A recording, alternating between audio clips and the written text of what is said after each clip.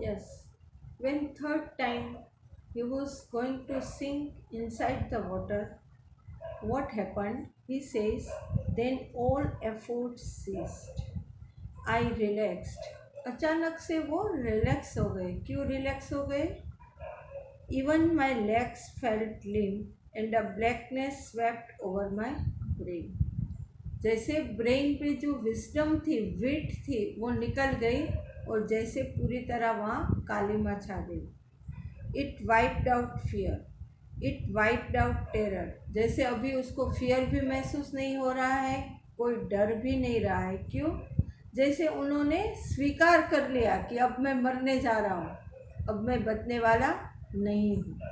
तो वो जो टेंशन था कि मैं किस तरह से बचूं, वो कहते हैं कि वो टेंशन जैसे कम हो गया, वो रिलैक्स हो गए कि अभी तो मरना ही है. So he was relaxed. There was no more panic. It was quiet and peaceful. Nothing to be afraid of. अब डर ही नहीं रहा क्योंकि मौत ही है, अब और कुछ चारा है ही नहीं. This is nice to be drowsy, to go to sleep.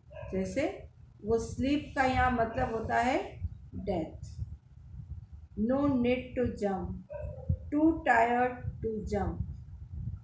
It's nice to be carried gently, to floating along in space. अभी तो स्पेस में तरना है, अवकाश में तरना है, मतलब ये मृत्यु के बाद की स्थिति है. Tender arms around me, tender arms like mother's.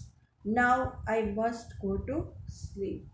तो जब वो तीसरी बार ऊपर आने के बाद वो नीचे जा रहे हैं, बॉटम की ओर जा रहे हैं, उनको लगा कि अब मेरी सारी स्ट्रेंथ ख़त्म हो गई है, I am just going to die.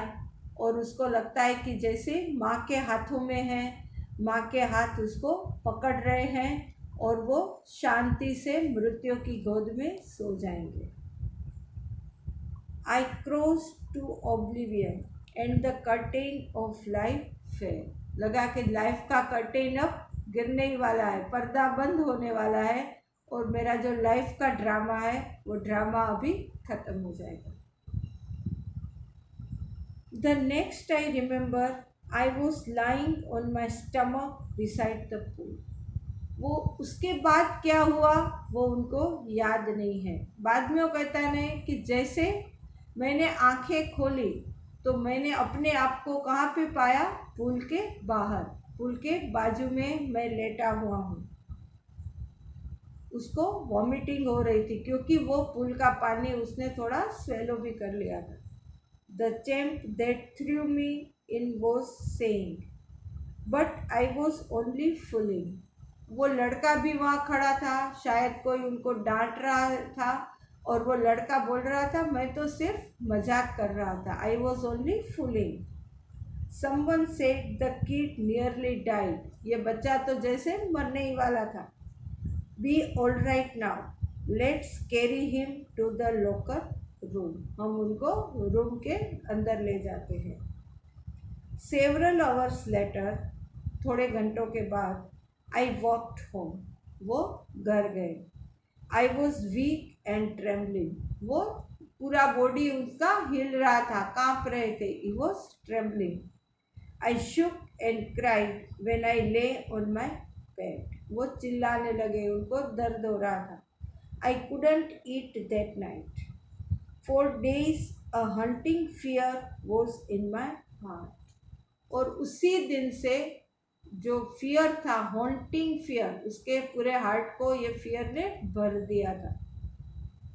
The slightest exertion upset me, making me wobbly in the knees and sick to my stomach.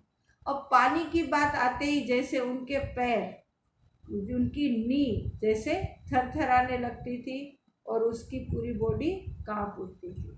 So it was the bad fearful experience he was having at the age of 10 or 11. So afterwards, when he became a young man or a young boy, how he overcome this fear, that we will see afterwards in another part. Thank you. Keep watching, keep learning.